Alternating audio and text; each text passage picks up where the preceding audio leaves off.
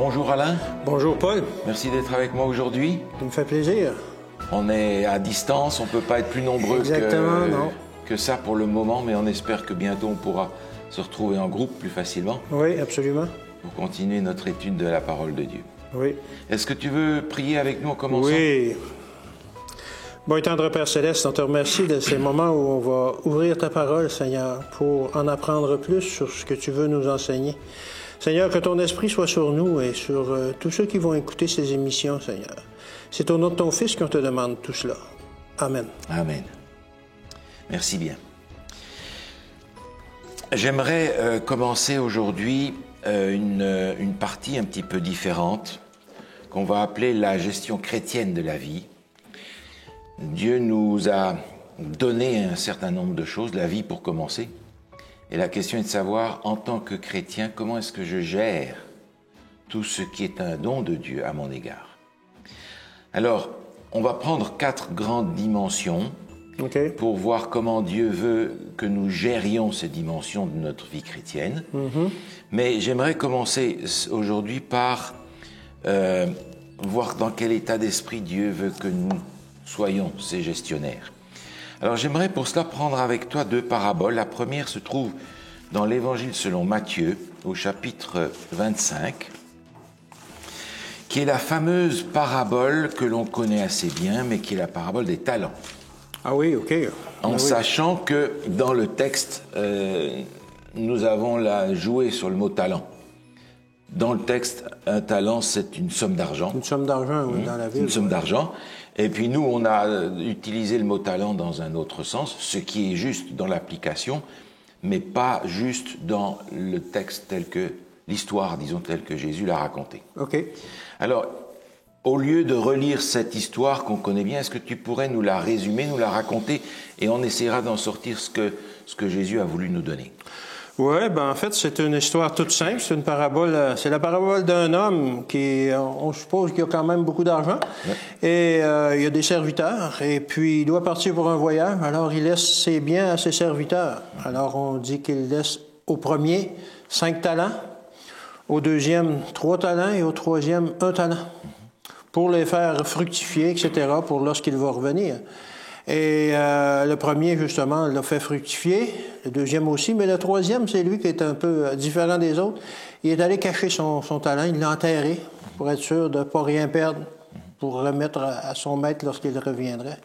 Et c'est effectivement ce qui est arrivé. Le maître est revenu après un certain temps, après un très grand temps. Et celui qui avait eu 5 talents, il lui a remis les 5 talents et 5 autres, parce qu'il avait fait fructifier ses talents.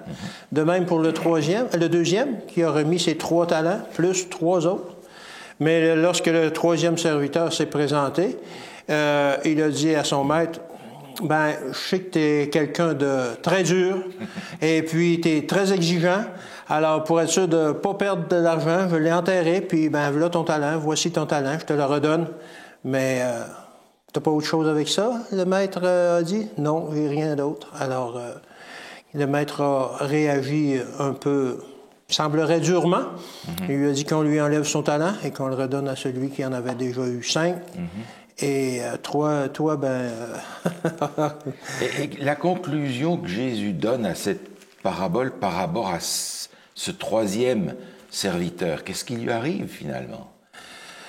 Il le traite de serviteur inutile.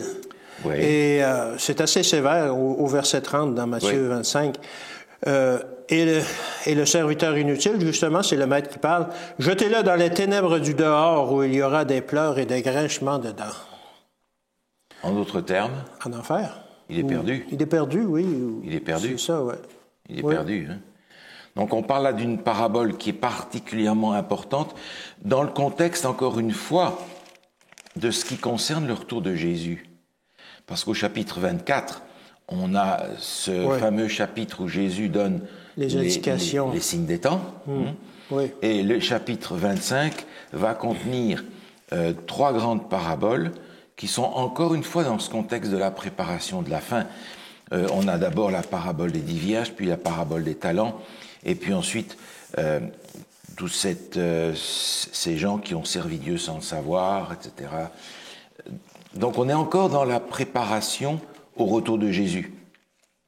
Et dans ce cadre-là, Jésus donne cette histoire que tu viens de raconter. Et il y a dans cette histoire plusieurs choses qui me paraissent importantes à relever. La première chose, c'est que nous sommes, bien entendu, ses serviteurs, mais on n'est pas tous des serviteurs égaux. On dit que tous les hommes sont égaux, tout le monde est pareil, absolument pareil.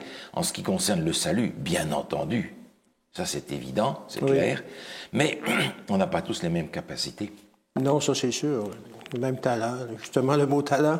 Oui, c'est ça. Et le Seigneur tient compte de ce que nous sommes capables de faire. Il ne va pas donner à tout le monde les mêmes tâches, les mêmes responsabilités. Au premier, il va en donner 5 parce qu'il juge qu'il est capable d'en gérer 5. Au deuxième, il va en donner 2 parce qu'il juge qu'il ne peut pas en gérer plus que 2. Et il sait probablement que le dernier n'est pas capable de gérer 1, mais il va lui donner 1 quand même. Oui, oui. Donc Dieu sait que nous ne sommes pas tous égaux dans ce sens où on n'est pas tous capables de la même chose. On a des capacités différentes, donc, à ses yeux, des responsabilités différentes. Mais nous sommes présentés dans cette histoire comme des administrateurs, des gestionnaires de ce qui ne nous appartient pas. Et ça, c'est déjà une première chose en tant que croyants. Nous avons reçu. Qu'y a-t-il que nous n'avons reçu? On a tout reçu de Dieu. La vie, parce qu'il est notre Créateur, et tout ce que nous sommes. Et dans Deutéronome, chapitre 8, il nous est rappelé que ce que nous avons, c'est parce que Dieu nous a donné la force de l'acquérir. Par conséquent, qu'est-ce qui nous appartient à nous? Ben, j'imagine que notre caractère, je vais dire nos capacités, mais je suis en train de remettre ça en question parce qu'effectivement, ce qu'on est capable de faire, ça vient de Dieu, souvent, généralement. Parce que quand on essaie de faire quelque chose tout seul, souvent on manque notre coup. Oui. Dans cette histoire, ce que Dieu confie, ce que l'homme qui représente Dieu, le riche, confie à ses serviteurs, ça appartient au maître. Oui, ça c'est sûr, oui. Oui. Et finalement, il n'y a rien qui appartient aux serviteurs. Non. Si ce n'est ce qu'ils reçoivent et qu'ils doivent gérer pour quelqu'un d'autre. Donc le chrétien se trouve dans cette position-là où il n'a rien qui lui soit à lui en propre, mais il a reçu un certain nombre de choses à gérer pour Dieu. Donc cette histoire continue et on a le rapport de ce que ces gens font quand le temps a passé.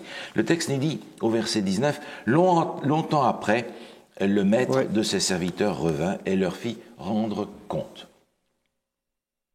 Alors, en tant que croyants, nous avons aussi cette assurance, c'est qu'il y a un moment où il faudra rendre compte. Ce qui est normal dans le contexte, si je n'ai rien et que ce que j'ai ne m'appartient pas, un jour, il va falloir que je rende compte de ce que j'ai reçu comme prêt, comme capital à gérer. Et c'est comme ça dans le monde aussi. Si on fait un emprunt, on a des comptes à rendre. On a des comptes à rendre. Et on comprend d'ailleurs plus facilement qu'on ait des comptes à rendre au niveau financier dans nos affaires courantes que par rapport à Dieu.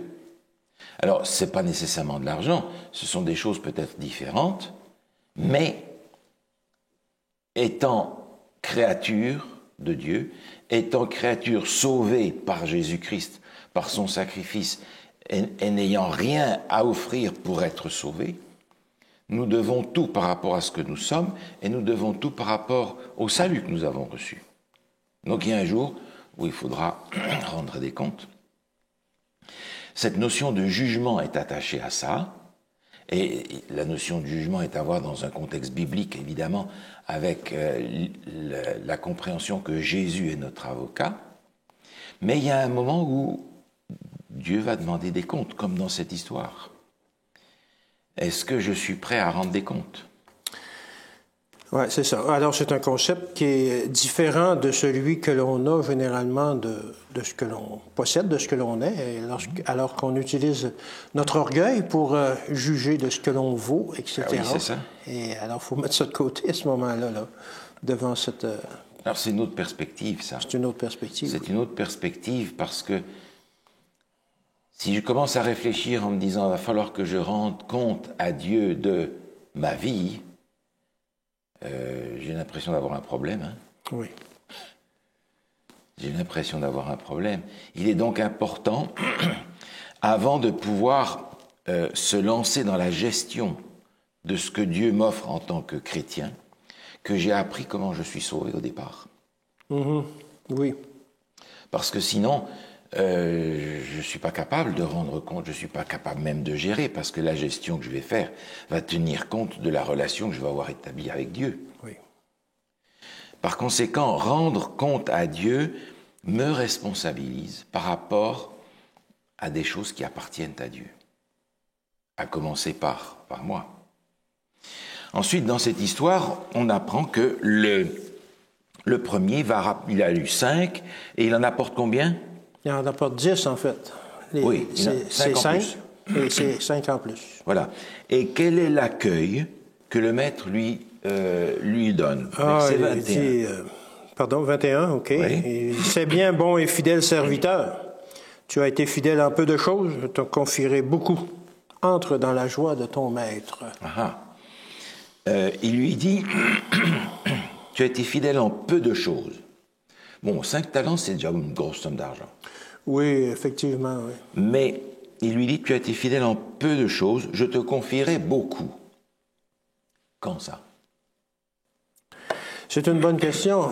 Alors que, on s'imagine qu'il entre, c'est la rétribution finale. Alors, il entre dans le ciel, on pense que tout va être géré par Dieu à ce moment-là. On est porté à penser ça, mais quelle responsabilité qu'il va avoir maintenant? Ben, dans la mesure où, tout à l'heure, on a dit le dernier, d'après notre texte, a perdu son salut,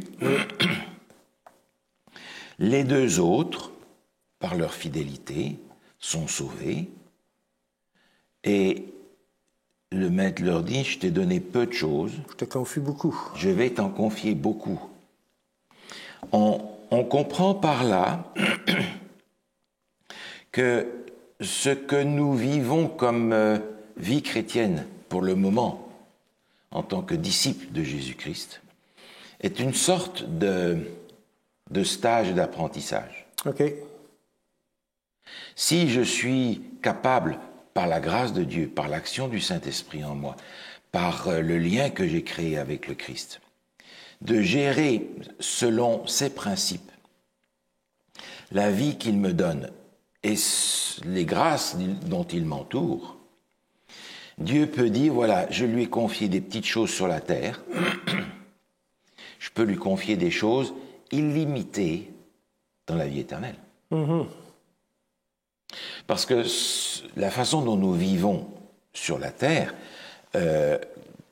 contient un certain nombre de similitudes aussi avec ce que nous vivons dans la vie éternelle. Oui. On sait qu'il y a des anges qui ont des différentes responsabilités. Oui. Oui. Nous aurons aussi, sur la nouvelle terre, différentes responsabilités. Dieu sachant ce qu'il peut confier à qui. Mais comment est-ce qu'il le sait?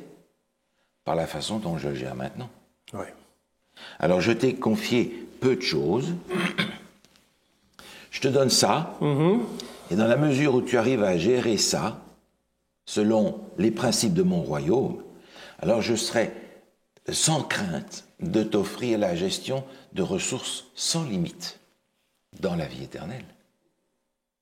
On est donc dans une séance d'apprentissage d'une extrême importance. D'une extrême importance. Maintenant, cet homme qui en a eu 5,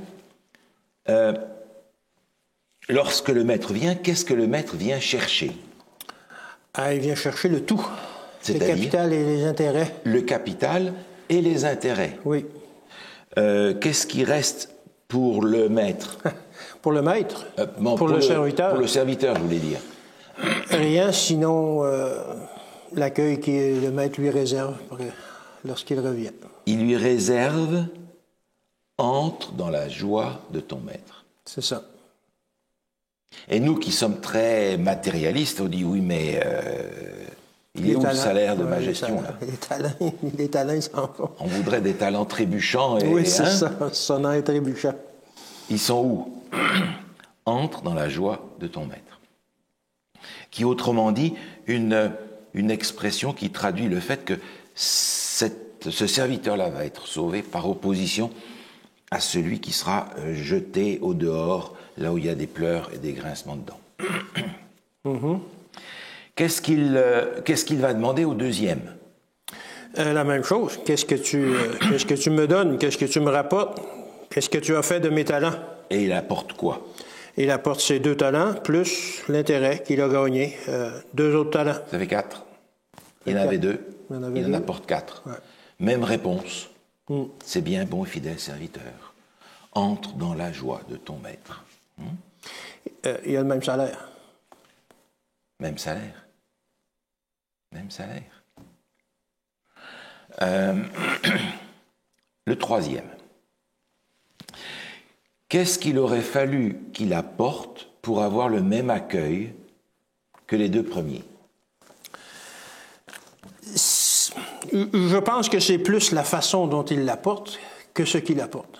Dans le sens que, oui, le maître s'attendait à recevoir son talent, plus un autre. Ouais. Mais j'aime à penser qu'au moins, s'il avait donné son talent avec une autre façon dont il l'a fait, peut-être que son maître l'aurait accueilli d'une bonne façon. Mais lorsque son maître lui demande son talent, il dit au verset 24... Celui qui n'avait reçu qu'un talent s'approcha ensuite et lui dit, « Seigneur, je savais que tu es un homme dur, oui, qui moissonne où tu n'as pas semé, et qui amasse où tu n'as pas vanné. J'ai eu peur, et je suis allé cacher ton talent dans la terre. Alors déjà, là, il n'y a pas une bonne relation avec son maître en partant. Là. Il y a quelque chose qui ne fonctionne pas. Là. Exact, exact. Il a peur de son maître, il n'a pas confiance dans son maître. Non. Et comme tu disais tout à l'heure, effectivement, il s'est dit, il m'a donné un talent, il va l'avoir son talent. Ouais. Je le garde, on ne perd pas un sou, voilà ton talent, prends ce qui est à toi et fiche-moi la paix. C'est ça. Il le traite de voleur, quasiment. Prends ton talent, je ne veux rien savoir de plus. C'est ça. Mais il lui dit après, qu'est-ce qu'il aurait fallu qu'il fasse? Au verset 27, 27 le dit. C'est drôle parce que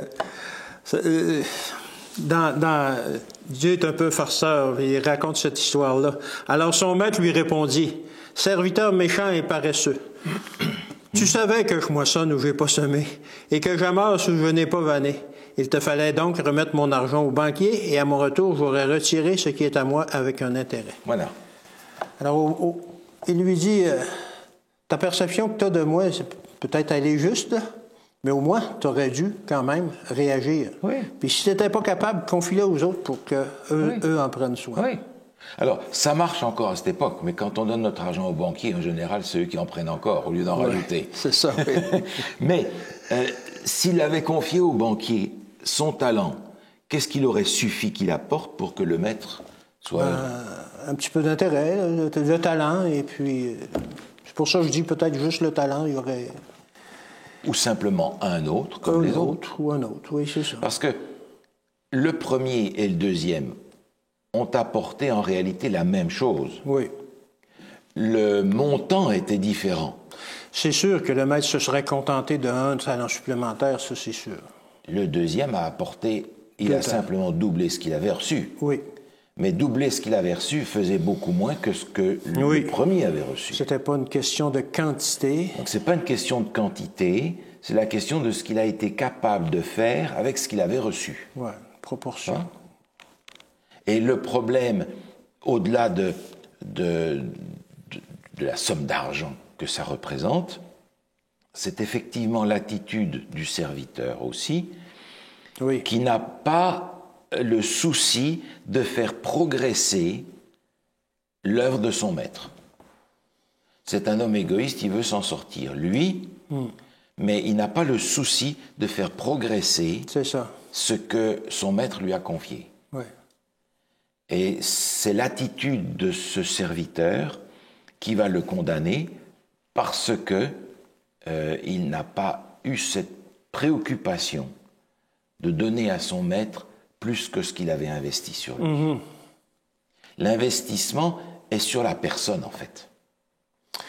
C'est ça, il a vu ce cadeau, ce talent que le maître lui a confié, plus comme quelque chose de mauvais, quelque chose de... Oui. Il est en train d'essayer de m'attraper, lui, là. Oui. Oui. De me coincer. Alors, on a déjà dans cette parabole un certain nombre de choses que l'on comprend comme étant l'attente de Dieu. Oui. D'abord, Dieu nous confie des choses et on se rend compte que nous n'avons rien. Nous ne sommes propriétaires de rien.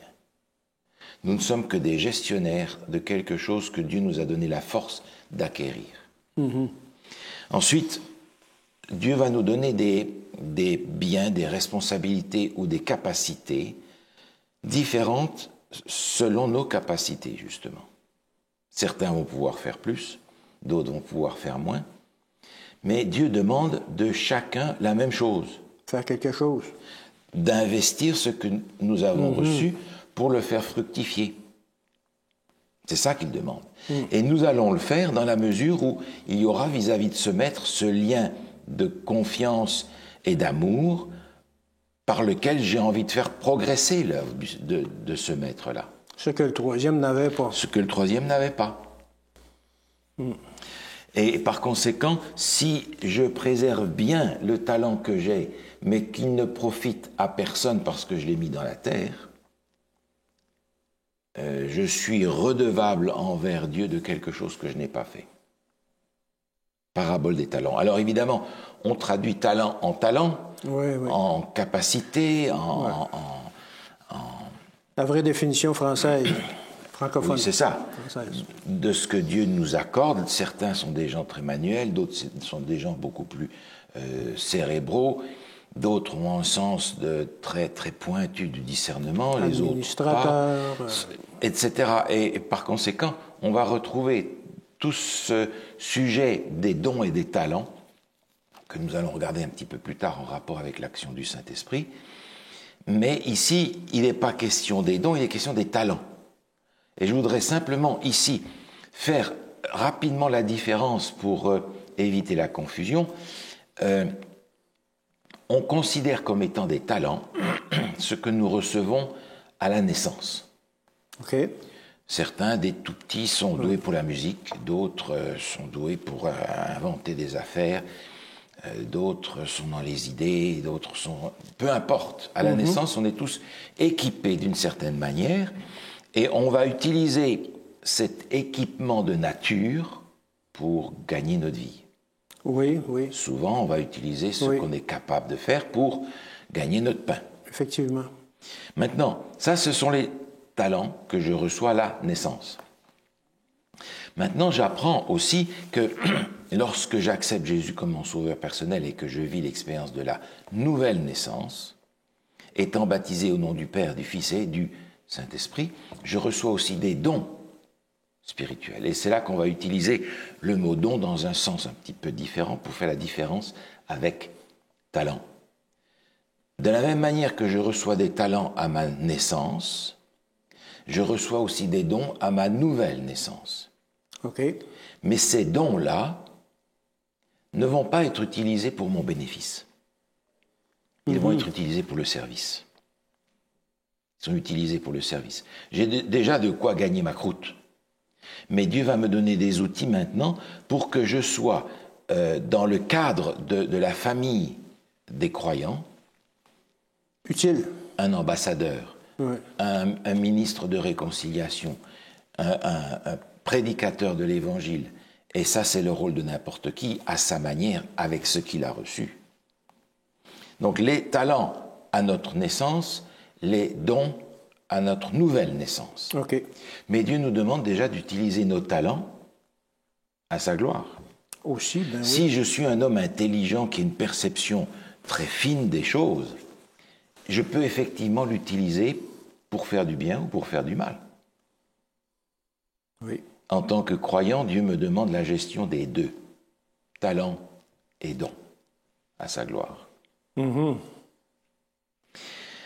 Ok, maintenant il y a une autre parabole que j'aimerais regarder avec toi qui est dans Matthieu chapitre 20. Matthieu chapitre 20, on connaît aussi cette parabole.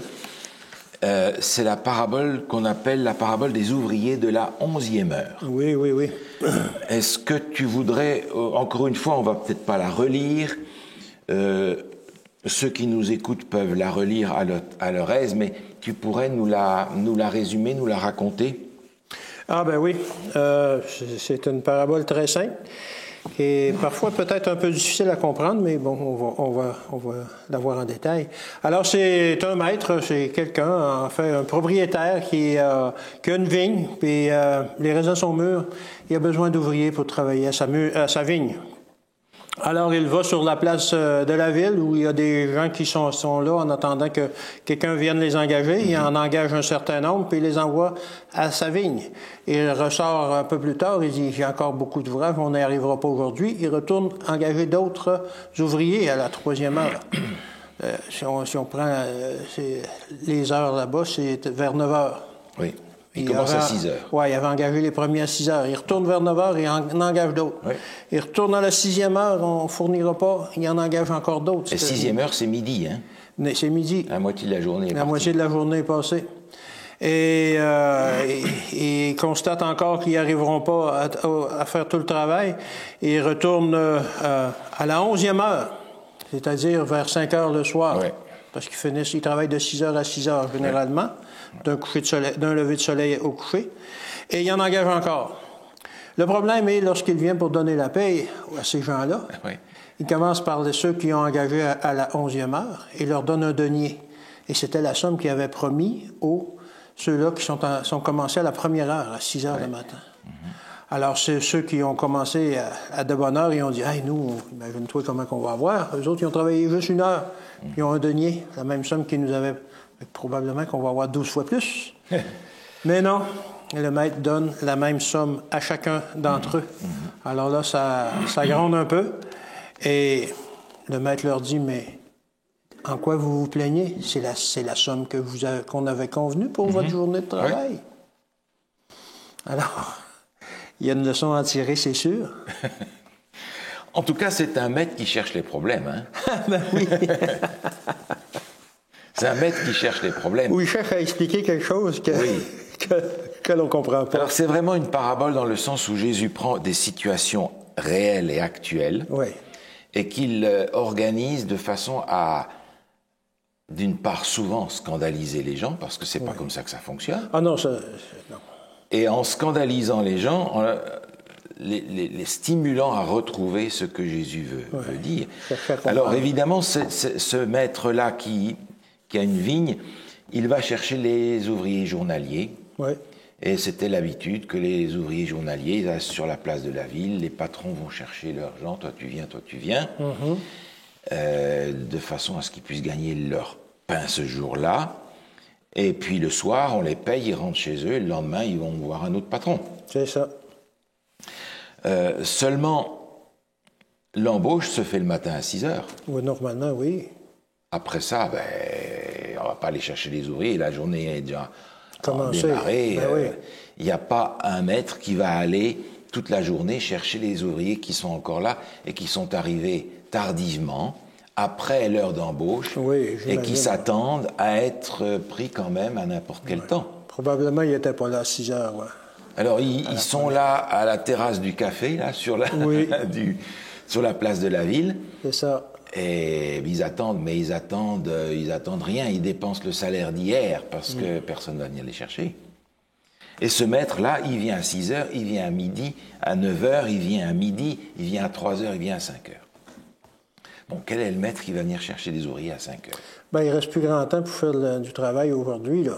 Ça vaut pas vraiment la peine. Ben, le temps qu'ils montent dans le pick-up, qu'ils aillent jusque dans la vigne, qu'ils mettent leurs bottes, qu'ils prennent les gants et qu'on leur dit, voilà, c'est ça qu'il faut faire. Ding, ding, ding, ding, c'est la fin de la journée. Oui. Alors, le maître, lui, il aurait pu faire les choses un petit peu autrement. Il aurait pu payer d'abord ceux qui sont arrivés les premiers, à qui il avait promis un denier qui est le salaire normal d'une journée de travail. Oui. Prenez votre denier, et si vous voulez donner davantage aux autres, Ben, il pouvait leur donner après, une fois que les autres sont partis. OK, oui, oui, oui, oui. Parce que là, il va avoir les syndicats, il va avoir tout le monde Oui, sur le dos. c'est ça. D'ailleurs, c'est pas difficile. T'imagines, tu travailles dans un bureau à plein temps. Et il y a là une secrétaire qui travaille à temps partiel. Elle a un tiers de temps.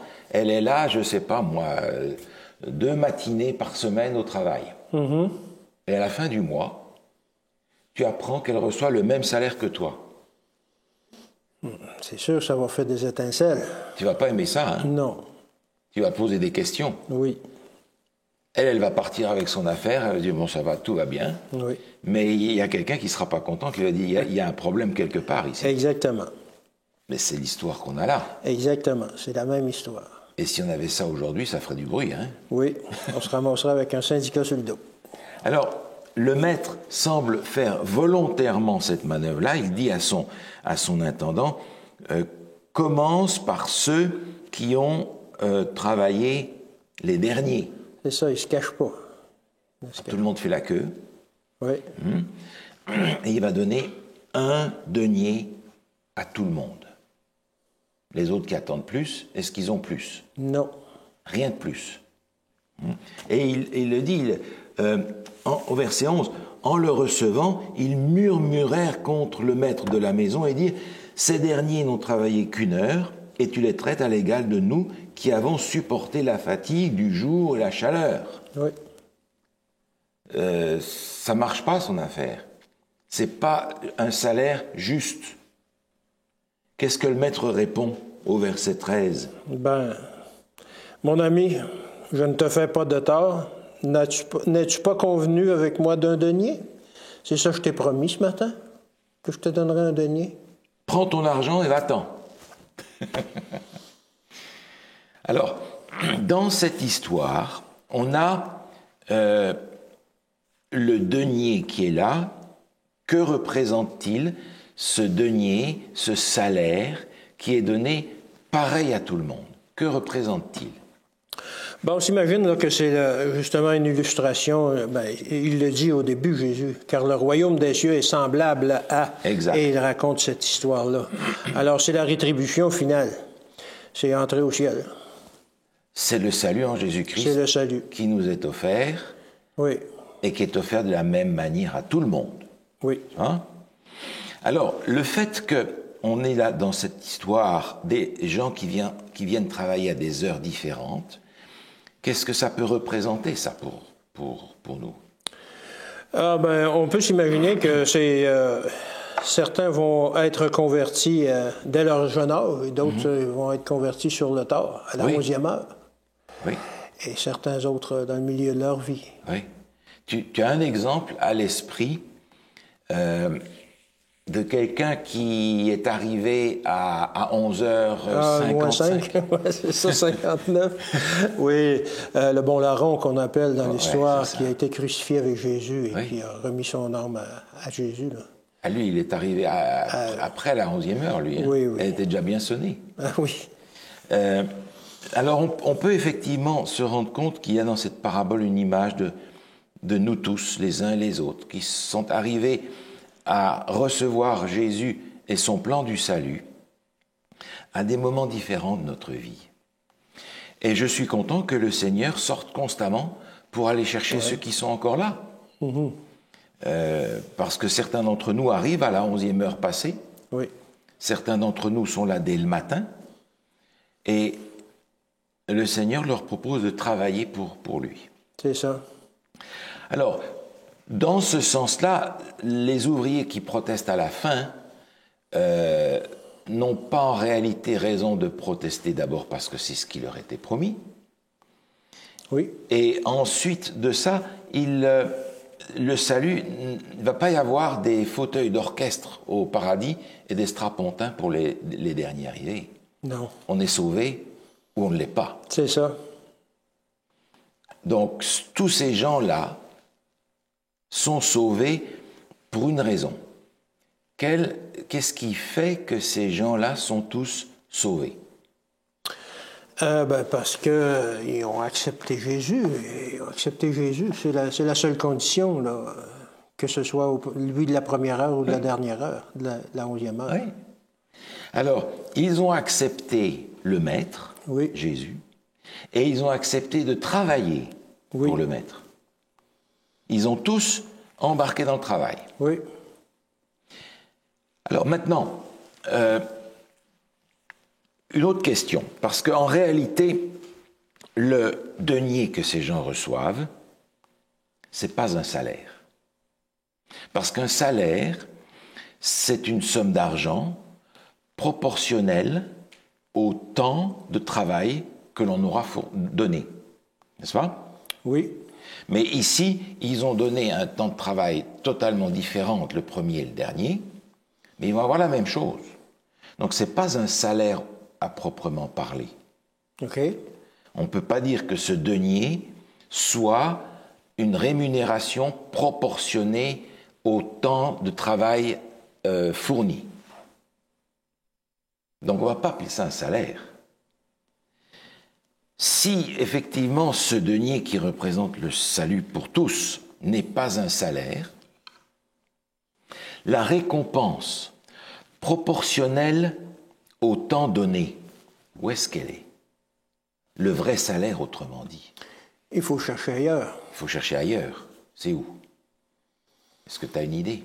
Ben peut-être que, comme tout à l'heure dans la parabole de Matthieu 25, entre dans la joie de ton maître. Peut-être que c'est dans la joie d'avoir travaillé pour lui, même s'il faisait chaud, même si... Parce qu'on sait que c'est la vigne du Seigneur, c'est le monde. Oui, et puis, oui. Mais c'est exactement ça. Quand on lit cette histoire, spontanément, on va se dire « Ah ben, les chanceux, ce sont ceux qui sont arrivés à la fin ouais. et qui ont reçu la même chose que les premiers. » Mais en réalité, Jésus est en train de dire exactement le contraire. Parce que ceux qui ont eu la grâce, la joie, le privilège de travailler avec leur maître depuis le début de leur vie, ce sont eux qui ont reçu le plus gros salaire, qui est la grâce de pouvoir fonctionner avec Dieu. Mais ils ne l'ont pas compris. Parce qu'ils protestent. Ils auraient voulu arriver à 6h moins 5, avoir leur denier et n'avoir pas passé toute cette vie sous la chaleur, à travailler, à devoir servir le maître. Oui, oui. Et aujourd'hui, on retrouve la même chose. Imagine, tu es dans l'église depuis ta naissance, tu as grandi dans l'église, tu n'as jamais bu, tu n'as jamais mangé des viandes impures, tu as toujours donné ta dîme, tu as toujours été fidèle, impeccable, propre, tu n'as pas été dansé dans les boîtes de nuit, tu n'as rien fait de répréhensible, ni d'un côté ni de l'autre, c'est le disciple parfait. Il arrive à 70 ans, et voilà des jeunes qui arrivent, qui les ont toutes faites. Ouais, c'est ça. Et qui viennent leur dire, mais écoutez, mais vous êtes refroidis dans cette église. Cette église est refroidie, il vous faut un réveil. Toi qui es là depuis ta naissance, tu as dit, hé, mon petit bonhomme, là, tu te calmes, hein. On était là avant toi. Toi, tu les as toutes faites, les bêtises possibles, imaginables, puis tu viens maintenant nous prêcher à nous, là. Bon, tu t'assieds d'abord, hein. Tu vois l'idée? Oui, oui, oui. Oui. Tu vois l'idée? Et en réalité, ceux qui ont servi dès le matin montrent par leur attitude à la fin qu'ils n'ont pas réellement servi dès le matin. C'est-à-dire qu'ils ont servi avec la mentalité du salut par les œuvres. OK. Ah, on a fait tout ça, hein? On a travaillé dur, hein, sous la chaleur. Je me suis privé de tous les soi-disant plaisirs de la vie. Et exactement. Puis, pas plus que ça. Exactement. Alors, entre dans la joie de ton maître, ce qui est très juste par rapport à la parabole d'avant. Oui. En fait, le vrai salaire, c'est la grâce, le privilège d'avoir pu marcher avec Dieu le plus tôt possible dans notre vie. Parce que marcher avec Dieu le plus tôt possible veut dire qu'on va éviter une foule d'erreurs, oui, ben oui. une foule de problèmes, de souffrances, de difficultés, de maladies probablement aussi, une foule de choses qui sont propres au monde qui ne suit pas le plan de Dieu. Mais pour ceux qui suivent ce plan de Dieu depuis le départ, il y a des bénédictions tout le long du chemin qui sont évitées, ou des bénédictions qui sont accordées, oui. et des problèmes qui sont évités, C'est ça. parce qu'on a fonctionné avec Dieu depuis tôt dans notre vie. Et c'est sûr que ceux qui arrivent à la fin et qui rentrent par la petite porte au dernier moment, en fait, c'est eux qui perdent. Parce qu'ils n'ont pas eu l'occasion de vivre tout ce long cheminement avec Dieu durant leur vie, pendant lequel Dieu va transformer leur caractère, transformer leur goût, transformer leurs attentes, transformer leurs priorités, transformer leur attitude, qui doit être, en principe, le résultat d'une vie entière avec Dieu. Oui. Alors, Jésus qui prend ici une image connue de son temps, est en train de montrer que la vie chrétienne ne peut être vécue comme il faut que dans la mesure où on a d'abord acquis pleinement cet enseignement biblique du salut par la foi en Jésus-Christ. C'est-à-dire que le service que Dieu nous propose de lui donner est une grâce. C'est une grâce. De travailler dans la vigne, c'est une grâce. C'est pas un devoir, c'est une grâce. C'est une bénédiction. Dans cette histoire encore, il y a cet appel à aller. Parce que là, au début, les gens, ils attendent, ils font rien. Oui, ils n'ont pas de maître. Non. Ils n'ont pas de travail. Non. Et le résultat positif vient dans l'acceptation des deux, du maître et de la tâche, de la mission que le maître va nous donner. Ce sont encore des gens qui ne sont pas propriétaires. Ils n'ont rien. Non. La seule chose qu'ils vont recevoir, ce n'est même pas un salaire d'argent, c'est la promesse de la vie éternelle. Et sur cette terre, le service. Alors, si Dieu me demande de sacrifier ceci pour le servir, de sacrifier cela pour le servir, de mettre de côté ceci pour le servir, ou de m'engager dans telle direction pour le servir, en réalité, c'est moi qui ai besoin d'abandonner ça et d'aller dans ce sens-là. Parce que c'est le moyen que Dieu va utiliser pour me donner mon salaire, c'est-à-dire cette transformation, cette bénédiction qui va se développer au fur et à mesure du service. Parce que dans le ciel, il y a une loi, qui est la loi du service. Effectivement. Il y a une loi, c'est la loi du service. Et le Seigneur voudrait qu'on apprenne cette loi ici, maintenant. On est à la répétition générale. Même Jésus s'est mis au service de l'homme. Jésus n'a fait que ça. Incroyable. Jésus n'a fait que ça. Oui. Et il se donne comme notre exemple pour tous ceux qui viennent travailler avec lui. Par conséquent, dans notre vie chrétienne pratique, et je ne parle pas là de doctrine que l'on doit concevoir et recevoir, etc., je parle de la manière dont notre vie chrétienne va s'organiser au jour le jour. Cette mentalité-là doit rentrer dans notre esprit. Parce que si d'un côté le Seigneur nous a donné des talents pour gagner notre pain, il nous a aussi donné des dons pour le servir. Et gagner notre pain n'est pas la priorité qu'il nous a donnée. Mais servir devient la priorité. Par conséquent, recevoir le Maître et le service qu'il nous demande est une grâce. Tous les éléments de la vie concrète et pratique que nous allons regarder dans les prochaines leçons ne correspondent pas à une liste épouvantable de choses qu'il va falloir faire pour avoir une chance peut-être d'être sauvé au bout du compte. Non. Ce qu'il y a à faire est fait. Jésus l'a fait. Maintenant, il me demande de me préparer à vivre dans la vie éternelle selon la loi de la vie éternelle. Et il me dit, ce faisant, j'aimerais que tu continues mon travail pour que tu ne sois pas tout seul au paradis. Oui. Alors, ces deux paraboles en particulier nous apprennent que nous ne sommes pas tous égaux. Nous sommes des serviteurs. Nous ne possédons rien. Mais tout ce que nous avons, nous sommes invités à le mettre au service d'un maître. Et dans le service avec ce maître, je vais apprendre à lui ressembler.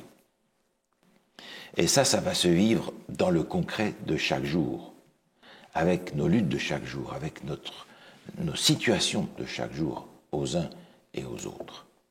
Et j'aimerais regarder ce texte qui résume dans 1 Corinthiens chapitre 6, versets 19 et 20, ce texte qui résume tout ce que nous allons aborder comme sujet dans ces prochaines leçons. 1 Corinthiens chapitre 6, le verset 19 et 20, si tu veux bien nous lire ça. Oui. Ne savez-vous pas que votre corps est le temple du Saint-Esprit qui est en vous, que vous avez reçu de Dieu et que vous ne vous appartenez point à vous-même, car vous avez été rachetés à un grand prix. Glorifiez donc Dieu dans votre corps et dans votre esprit qui appartiennent à Dieu. Merci bien. Alors, on a vu dans nos paraboles que nous n'avons rien, nous ne sommes propriétaires de rien. Mais ici, on apprend qu'on n'est même pas propriétaire de nous-mêmes. Alors, nous ne sommes propriétaires de rien. Ça change énormément notre mentalité, ça, parce que je suis en location dans une maison. Oui, c'est ça. Je ne suis pas propriétaire. Ouais. J'ai pas de souci. Dès qu'il y a un problème, j'appelle le propriétaire, je lui dis, écoute, il y a une fuite d'eau ici, et il y a la poignée qui ne marche pas, et c'est son problème. Mm-hmm. Oui, on peut voir ça comme ça. Si rien ne m'appartient et tout appartient au maître, alors, dans ce cas-là, je suis invité à utiliser ce que j'ai pour le maître, ma voiture, ma maison. Et nous avons l'habitude d'employer le pronom possessif pour tout. Ouais, mais... C'est ma maison, c'est ma voiture, c'est ma femme, c'est mes enfants. Mais en fait, ils ne sont pas à moi. Ils m'ont été prêtés. Et les enfants que j'ai, ce n'est pas simplement pour me donner de l'argent si je suis trop vieux et que j'ai besoin de quelqu'un pour me faire marcher. C'est parce que Dieu voudrait qu'ils soient tous dans le royaume des cieux. Donc c'est en fait un investissement humain que Dieu me confie pour agrandir le royaume des cieux. Comme les 5 talents de tout à l'heure. Exactement. Alors, je réfléchis et je dis, mais finalement, tout ce que je dis être mien est à Dieu. C'est une grande leçon d'humilité, parce que, comme tu dis, on utilise le « moi » et « j'ai ceci, je suis capable de faire cela », etc. Et c'est pas vrai. Non. Prends soin de la table, c'est à moi. Hein? Oui, c'est ça. C'est la mienne. C'est ma table. C'est à moi. En fait, non, Dieu nous dit les choses tout à fait autrement. Et dans ce cas-là, je vais réfléchir en me disant, mais si ce que j'ai n'est pas à moi, comment est-ce que Dieu veut que je l'emploie? Si moi-même je ne m'appartiens pas, comment est-ce que Dieu veut que je gère ma vie? Parce qu'aujourd'hui, c'est la mentalité inverse. Ah oui. Je suis responsable de moi, je fais ce que je veux de mon corps, c'est mon problème, t'occupe pas de mes affaires. C'est ça. Mais là, tout d'un coup, je découvre que ni les choses, ni moi-même ne m'appartient. Ça appartient à Dieu. Alors, on va regarder aussi ce texte qui est dans Deutéronome, auquel je faisais référence tout à l'heure. Deutéronome chapitre 8. C'est un texte que Dieu donne au peuple d'Israël au moment où il va rentrer dans la terre promise. Versets 12, 13 et 14. Alors, lorsque tu mangeras et tu te rassasieras, lorsque tu bâtiras et que tu habiteras de belles maisons, lorsque tu verras multiplier ton gros et ton menu bétail, s'augmenter ton argent et ton or, et s'accroître tout ce qui est à toi. Prends garde que ton cœur ne s'enfle et que tu n'oublies l'Éternel, ton Dieu, qui t'a fait sortir du pays d'Égypte. Merci. Quand tu vas voir tes richesses, quand tu vas voir tes biens s'accumuler d'une façon ou d'une autre, garde-toi d'oublier que le Seigneur t'a sauvé au départ, sorti d'Égypte. Et tu veux bien, si tu le veux, nous relire aussi le verset 17 et 18. Garde-toi de dire en ton cœur, ma force et la puissance de ma main m'ont acquis ces richesses. Souviens-toi de l'Éternel ton Dieu, car c'est lui qui te donnera de la force pour les acquérir, afin de confirmer, comme il le fait aujourd'hui, son alliance qu'il a jurée à tes pères. Merci. Souviens-toi. N'oublie pas que c'est la force que Dieu te donne qui te permet d'avoir tes choses qui sont à Dieu. Alors nous sommes des gestionnaires, nous sommes des administrateurs et le Seigneur a fait de cette responsabilité une grâce parce qu'on travaille avec le Maître. Et dans les leçons que nous allons voir par la suite, nous allons voir comment gérer notre temps, gérer nos talents, gérer notre corps, gérer nos richesses. Qu'est-ce que Dieu demande de ses disciples, de ceux qui veulent travailler avec lui?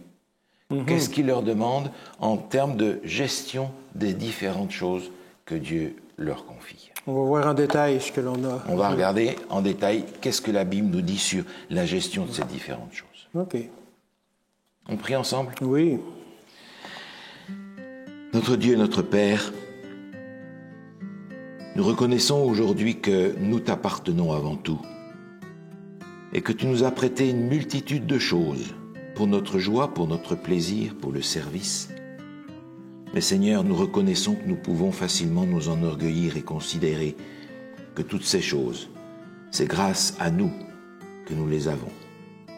Fais de nous, Seigneur, nous t'en prions, des serviteurs qui reconnaissent n'avoir rien, mais qui veulent de tout leur cœur gérer à ta gloire ce que tu leur as confié. Nous te le demandons au nom de Jésus. Amen. Amen. Et de là. Et de...